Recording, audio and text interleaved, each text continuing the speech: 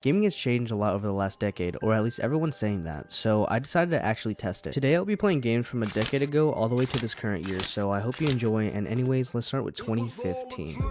I used to read Word Up magazine, Salt and Pepper and Heavy D up in the limousine. So before I start playing, let me explain how I'm going to approach this video. Well, obviously I'm going to be playing one game from every year in the past decade, but to add a little bit of flavor, instead of playing the most popular game, I decided to play one game from random genres for every year. And with that being said, I spun a wheel full of genres and landed on action adventure. So according to the internet, one of the best games from that genre in 2015 was Rise of the Tomb Raiders. As soon as I entered the game, it was a huge whiff of nostalgia. It was nice seeing something different from a huge start button to ranked. Right off the bat, you're blessed with outstanding graphics. I don't know how 2015 looks better than some games in 2025. And throughout this whole playthrough, it maintained the same quality. It wasn't a second where I was disappointed in the artistic style this game took. Every environment felt detailed. It gave that immersive feeling, almost like you're there in person. And that being said, I'm gonna rate these visuals a 10 out of 10.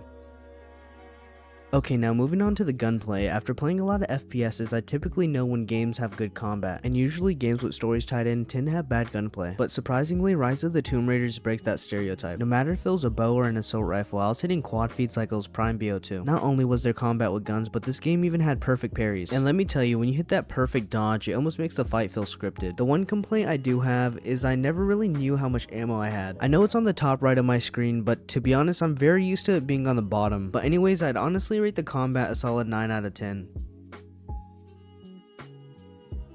To conclude Rise of the Tomb Raiders, let's talk about the story. To no surprise, it was amazing from start to end. It starts with Lara trying to clean her dad's reputation. Many of her friends and family thought she was going crazy, but Lara knew her dad was close to finding the lost city of Katesh. This caused a whole search. We damn near traveled the whole world just to find it. Eventually, we found what we were looking for, but before knowing Lara, we had to fight a whole army, scale a mountain. Yes, a fucking mountain. And even lose our best friend. But forget all that. We ended up finding the lost city, stopping our mother-in-law and her brother from stealing the ancient artifact. I don't really know. But anyways, Lara gets her shit done and boom, title card. You really thought it was over. After a long journey, we finally get to the end scene where our stepmother is getting opped. But for some reason, Lara gets spared. Okay, now title card. With that being said, the story was an easy 10 out of 10 for me. I had a blast playing it and I was hooked the whole way through. And just the cherry on the cake, it had some funny glitches. What the fuck? So with all that being said, I truly think Rise of the Tomb Raiders is a S tier game.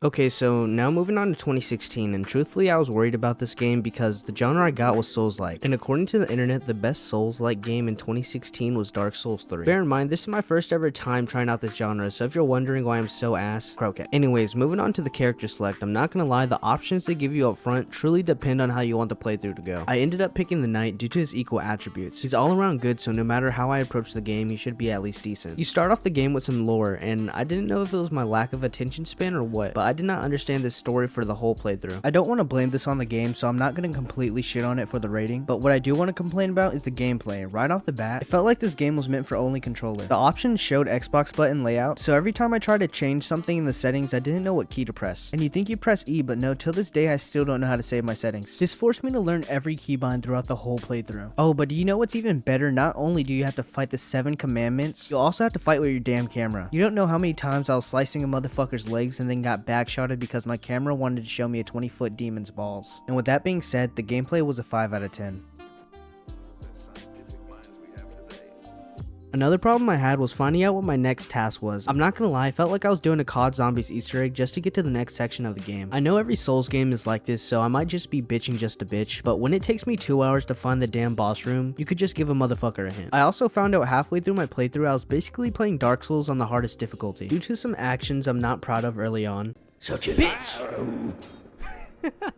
This ended up causing me long-term repercussions. I may serve, but I'm no slave. Fuck you, bitch. The blacksmith didn't want to help me anymore, and he literally gives you the ability to gain more Estus and make your weapons stronger. If I knew my actions had consequences, I feel like I would have had a smoother ride with Dark Souls. I quite literally had to pay 40,000 souls just for everyone I opt to forgive me. And speaking on souls, I found out when you kill the boss, you don't want to use the souls immediately. There's another option that allows you to trade the boss's souls for an OP weapon. And this sounds nice, but when the game gives you no recollection about this, you're gonna end up spending your souls on your character. Which, yeah, that's fine, but just know the next boss fight is gonna take twice the amount of time the last one took, just because you're hitting them with damn near a toothpick. I think not only Dark Souls, but Souls games in general need to implement a feature for people like me who have a hard time progressing. Now for Dark Souls clarity, I think I'd personally rate it a 2 out of 10. Now finally, to talk about the main reason why people play Souls games. It's because of the difficulty. And if that's what you're looking for, Dark Souls 3 may be the perfect game for you. The amount of times I died is actually ridiculous. I wish I had a counter because I know this would probably be in the thousands. You don't know how many times I booked it just to make it to a bonfire. And since I only had 2 Estus for most of this run, this was basically the fucking epitome of hell. I love that there was many different types of enemies in different sections of the map that gradually got harder. This forced me to memorize different attack combos. And sadly, due to that, every death in Dark Souls was a lesson for me, whether I wanted it or not. You don't know how many times I wanted to deck my monitor because I was getting gangbanged unconsensually. So I think it's safe to say the difficulty was a 10 out of 10.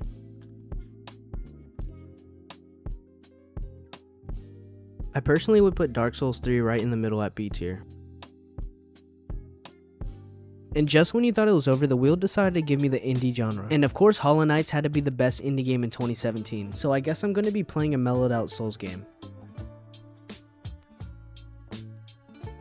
I'm kinda running low on time and I still have to play 8 games, so I'm gonna keep these next couple games short and sweet. The first thing I want to talk about is the combat, and if I'm gonna be completely honest, I actually enjoyed it. The movement in that game feels quick, and that's exactly how I want to feel when I'm whipping ass. You fight using a simple nail sword, so it's completely based off of your skill. If you lose, it's because you messed up, and well, if you win, it's just because you're better. Throughout this whole playthrough, you slowly gain more abilities to deal more damage to bosses. I think this is a great addition, and it really makes Hollow Knights stand out from other Souls-likes. In my personal opinion, I think the combat in Hollow Knights is a solid 10 out of 10. The next thing I want to talk about is the visuals. This game's atmosphere is absolutely beautiful. It's a clusterfuck of colors, but surprisingly in a good way. This game made my OLED work OT for the entirety of it, and honestly I think that's exactly how a game like this should be. Every new area presented a different color palette, and it honestly made the game feel more refreshing, at least when compared to any other Souls games with muted colors. And with that being said, Hollow Knight's visuals is once again a perfect 10 out of 10. And now it's time to talk about the navigation and charm system. Trying to navigate every little tunnel might have been the hardest thing about this game. The boss fights were mediocre compared to getting to them, and half of the game was spent running into what it felt like an eternity. And just to make everything better, the charm system was absolutely butt. Please tell me why I have to use some charm space just to know where I'm at throughout the game, like it wasn't hard enough to get around. This game took me 14 hours to beat, and that's roughly 2 weeks time since I'm only getting 2 hours to play after work. And I'm willing to bet everything to my name, over 10 of those hours was me trying to get to the boss arena. So finally, with all my anger out from that game, or should I say the reincarnation of Satan, I would rate the navigation and charm system a negative 6.7258 out of 10.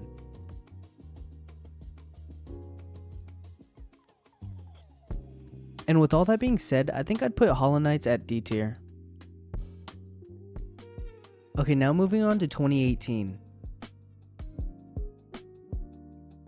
For the genre, I was given simulation games, and supposedly PC Simulator was one of the greatest during 2018. But this game I'm gonna rate a bit differently due to the fact that it's supposed to be a one-to-one with reality. So I decided to rate it based on how close I can make my own personal PC. To start it off, I tried to find my motherboard, but to no surprise, I couldn't even find it in the game. When looking through this list, I couldn't even find one of my PC parts, but I digress. I ended up choosing some parts close enough to my PC and began the building process. I went into this game wanting to learn so I could be able to build my girlfriend's PC because I plan on building it soon. And if the game was the only thing I had to reference, I honestly think I'd be able to do it. It showed each individual step for me, and this is exactly what I need according to the test I took at school that said I was a visual learner. So far this game has one thing going for it, and that's about it. During my 2 hours of playing, I honestly was tempted to refund the game. As far as a sim game, this was the lamest it could have felt. It was more of a click and hold game more than anything. I ended up pushing through and eventually had a working PC. Now that I'm done building this, I want you to comment how close this build was to my personal PC. With all that being said, I think I'd rate PC Building Simulator a D tier game.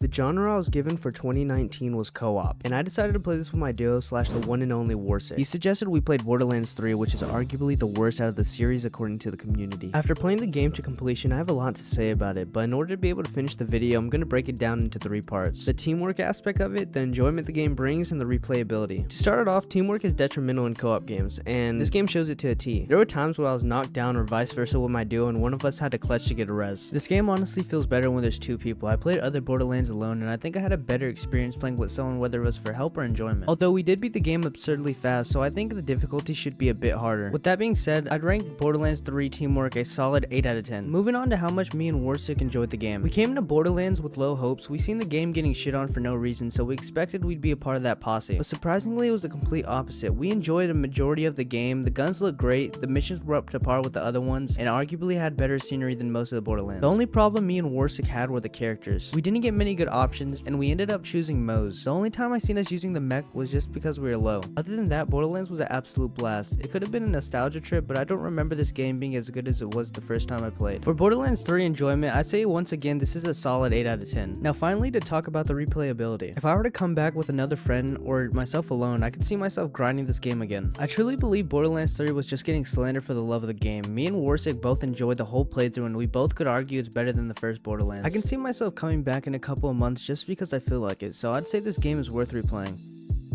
I think I'd put Borderlands 3 right around A tier.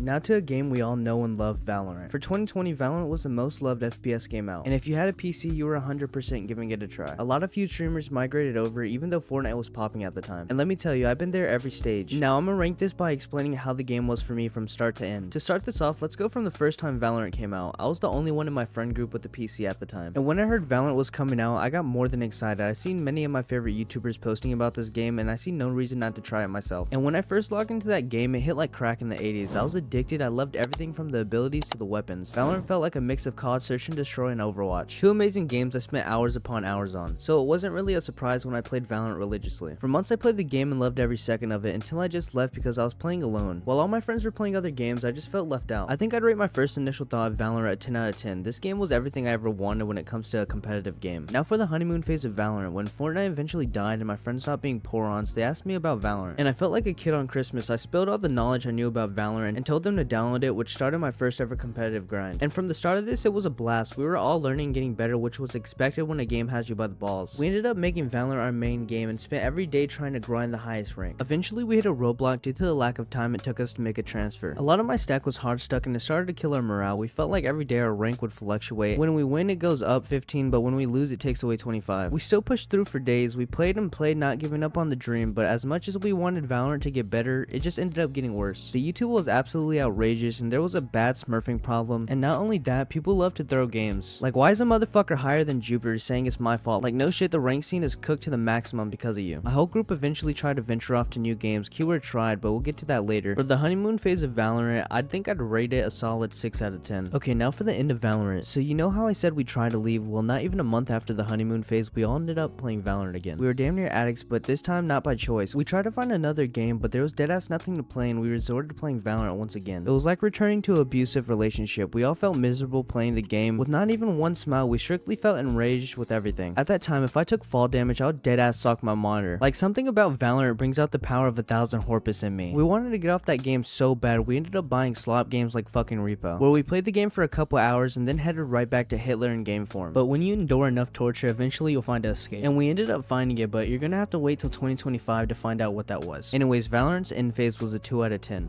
So as much as I hate and love Valorant, I think I'd put it right in the middle at B tier. For 2021, I got my all-time favorite genre, horror. The game that was most popular during 2021 was Resident Evil Village. As a big fan of the Resident Evil series, I was excited to play this game. Main reason for that, I just like to get scared. So obviously we're gonna rate this game based off how scary it is and the story. So let's start this off with how scared I was throughout the whole playthrough. After completing the game, I had my fair share of clips, so instead of telling you, I'm just gonna let them speak for me. What the fuck is that? Yo, what the fuck is that? Shoot it! Don't look! Oh my fucking god! Where the fuck do I go? Where do I go? Where do I go? Where do I go? Oh my god! Where do I go? Where do I go? Where do I go? Where do I go? Where do I go? Where do I go? Where do I go? Where do I go? Where do I go? Come this side, come this side. Eddie. Oh my god! We're Tegus. I'm so Tegus.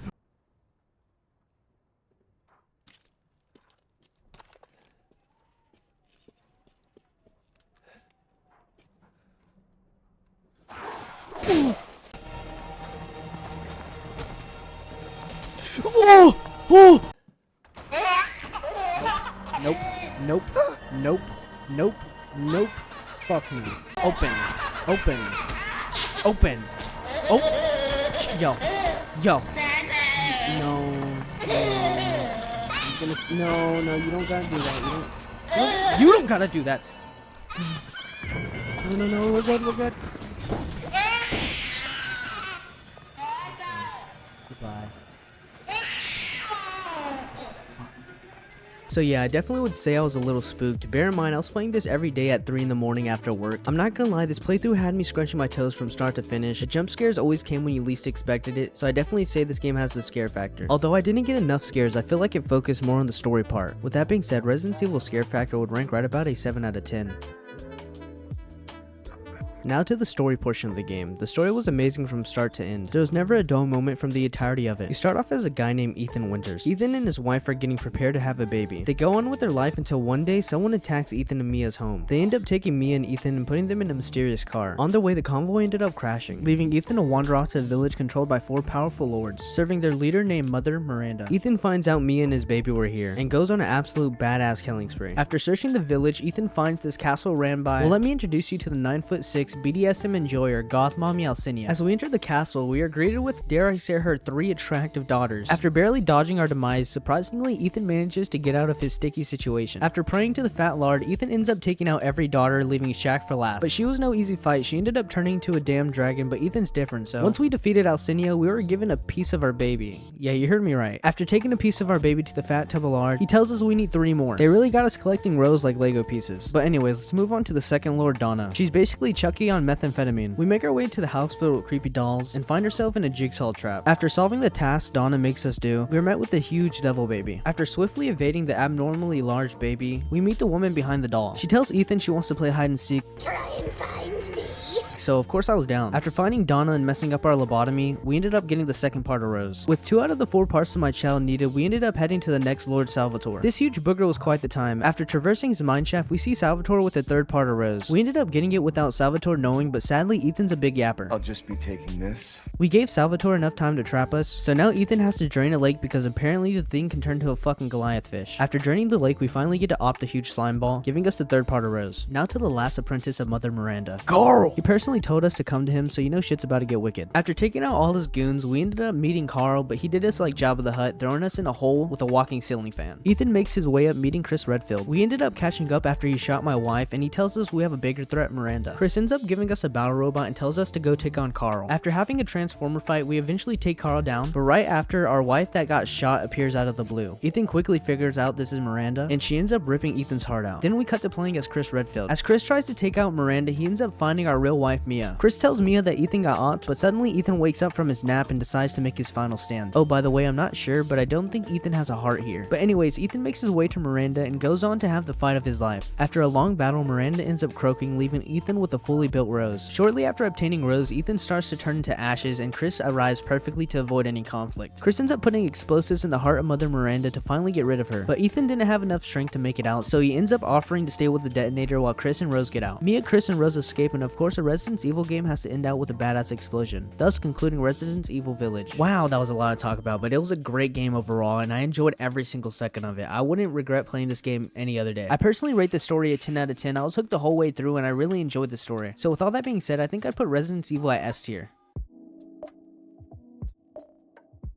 For 2022, I was given the genre story games, and I've played my fair share of story games in my time, so you know I was excited when I found out God of War Ragnarok was the best story game in 2022. Since the genre is a story game, I'm gonna rank this strictly on the story and the story only. God of War Ragnarok begins with Kratos and Atreus surviving in Midgard during a deadly winter. After Atreus' wolf Fenrir sadly passes, his soul is mysteriously transferred into another body, hinting at Atreus' hidden powers as Loki. Soon after, Thor and Odin arrive, warning Kratos to stay out their way. After a fight with Kratos and Thor, Atreus, desperate to understand his destiny, convinces Kratos to travel to the 9 realms. They search for Tyr, believing he can help stop Ragnarok. Along the journey, they reunite with allies like Freya, who first wants revenge for offing her son, but she soon realized we were on the same team and ended up facing powerful enemies with us. While doing that, we uncovered a prophecy that suggested Kratos might croak. Atreus, our own son, secretly works with Odin to prevent the end of the world, but Odin ends up manipulating Atreus, pushing him to finish a mysterious mask that's said to hold ultimate knowledge. At the same time, Kratos starts learning to trust Atreus more, deciding that he's not going to be controlled by fate anymore. And towards the end, all the realms come together to go to war against Asgard. During Ragnarok, Thor is killed by Odin after refusing to fight, and soon after, Kratos defeats Odin, who's ultimately destroyed. Asgard falls and Atreus leaves to find the remaining giants. Kratos becomes the symbol of hope, changing his fate and legacy forever. And that was God of War Ragnarok, explained in about 2 minutes, so be proud of me please. After playing this game to completion, I think this story is absolutely perfect, which is not surprising coming from a God of War game. I think I'd rate this game a 10 out of 10. It was perfect all around, and I loved every second of it.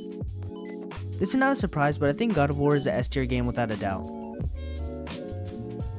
Now we're up to the last 3 years, so I'm hoping the next few games are going to be better than the ones we played already. And surprisingly, I got a very good genre, survival. But to be honest, I was pretty confused that we got this category so high up. I have no idea what survival game dropped in 2023, although it might be because almost every fucking game I play is a shooter. But anyways, the game for 2023 was Sons of the Forest, and I will be honest, this is my first ever playthrough of this game, let alone finding out about it. So I'm kinda excited to get a feeling like playing Minecraft for the first time. When I first hopped on the game, there was one thing I seen immediately, and that was the graphics. The graphics are super realistic, and everything from the trees to the lightning makes the world feel alive. When you're walking in the forest or going into caves, it actually feels tense, especially at night. The sound design added a lot too. You'll hear things in the distance and not know if you're safe or not, which keeps you on the edge at all times. The dense forest to the lightning and weather changing around you, it really feels like you're stranded in the middle of nowhere. And that's exactly why I think the immersion of Sons of the Forest is a 9 out of 10. Now moving on to the main objective. You know how in Minecraft you always want to finish the game with killing the dragon? Well, Sons of the Forest is kind of the same way, except it's not a dragon, it's more of a combination of what the fuck. Also, unlike Minecraft, Sons of the Forest doesn't really guide you to the ending. So after playing the game for multiple weeks, you'd think I'd at least be enjoying the survival part. But to be honest, after researching the game and watching videos about it, the only time I really had fun was when I was about to finish the game. A lot of YouTubers played this game with their group of people and created hilarious memories with them. But trying this as a solo player, it just didn't really hit the same, which really sucked because seeing a lot of them really enjoy this game, and then there's just me following a YouTube guide on how to get to the ending. So yeah, it just wasn't really a game for me. I think I'd rate the objective a 6 out of 10. It was kind of a struggle to get to it. And just the cherry on the cake, let's talk about the building in the game, and I'm gonna be as blunt as possible.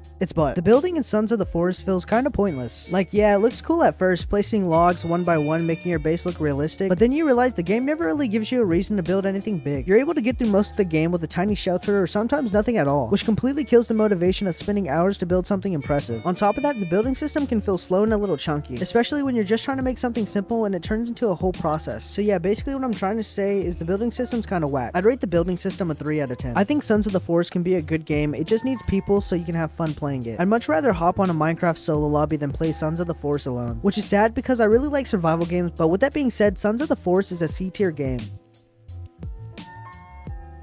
For 2024, the game genre I got was platformer. Once again, I had no clue what I'd even be playing, but I was excited when I seen Astrobots. I heard so many good things about this game, so I'm excited to play my first ever platformer. To start this off, let's talk about the visuals. Astrobots delivers some of the cleanest, most vibrant visuals in any modern platformer. I couldn't imagine playing this game off acid. The visuals in Astrobot are easily one of its strongest features. Every level pops with personality, from lush jungles to futuristic cities. What really stands out is how polished everything looks in motion. Whether it's water splashing realistically around him or tiny particles flying when you break an object, this game constantly rewards you visually. Astrobot's visuals reminded me a lot of Hollow Knights, and I honestly think both of them were a perfect 10 out of 10. Now moving on to the creativity. The creativity in Astrobot is one of its biggest strengths, with each level introducing new ideas that completely change how you play. Whether it's unique mechanics, unexpected level gimmicks, or clever use of the environment, this game constantly keeps things fresh. It never relies too long on one concept, which makes every stage feel new. I'd rate the creativity of Astrobot a 9 out of 10. There isn't really much more to say about this game, but I did enjoy it, so I think the rightful place to put this game would be in B tier. Now finally, for the last year of the whole decade, 2025. So in 2020, I said a game saved me during this year, and it's the game you're looking at right now.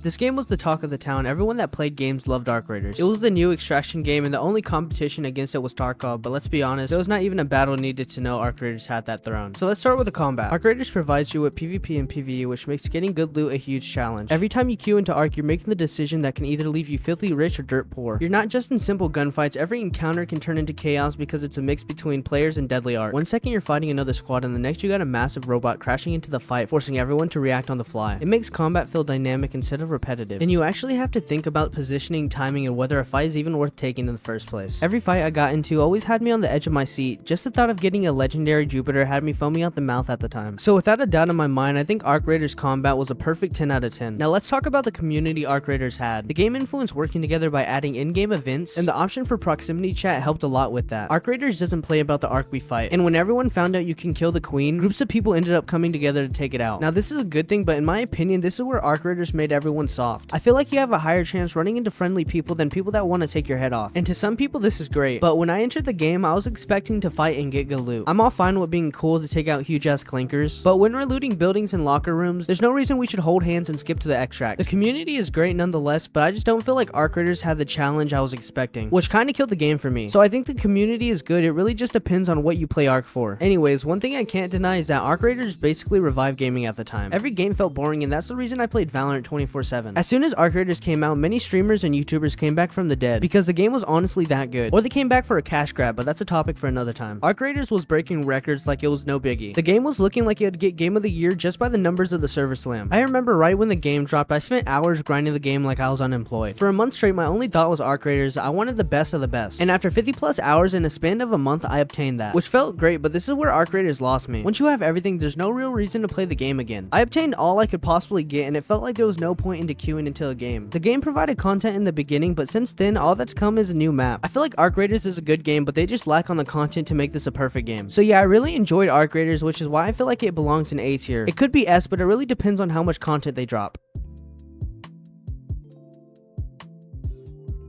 After playing games all the way from a decade to now, I honestly do think gaming has improved a lot. And it's not like games from a while ago were that much worse. I can't wait to see what games are to come next, and I really hope it just gets better and better throughout the years. I appreciate everyone that stuck around to the end and expect more content to come. Anyways, I'm Rax or Raxku, and I hope you enjoyed. Peace.